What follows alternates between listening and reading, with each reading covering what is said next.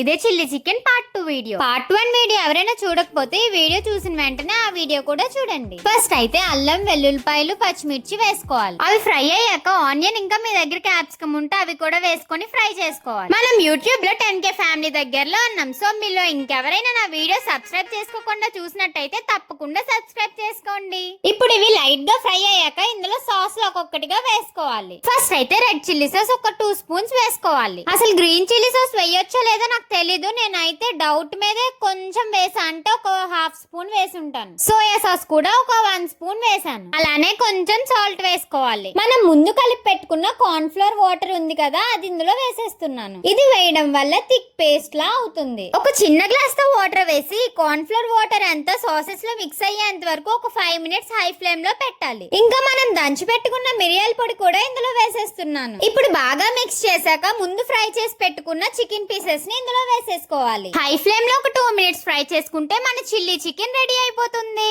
So ఈ recipe daddy చేత taste చేపించి ఎలా ఉందో డాడీ మాటల్లోనే తెలుసుకుందాం. ఇక్కడ మా డాడీ చిల్లీ చికెన్ ని టేస్ట్ చేస్తుంటే మా రాణి మాత్రం దానికి పెట్టకుండా తినేస్తున్నారు అని చెప్పి అలా చూస్తుంది. ఇంతకీ రాణి ఎవరు అనుకుంటున్నారా? మేము పెంచుకుంటున్న డాగ్. ఓకే, ఇప్పుడు ఎలా ఉందో చెప్పాలి. చాలా బాగుంది, సూపర్ గా చేసావు, బాగా ఉంది.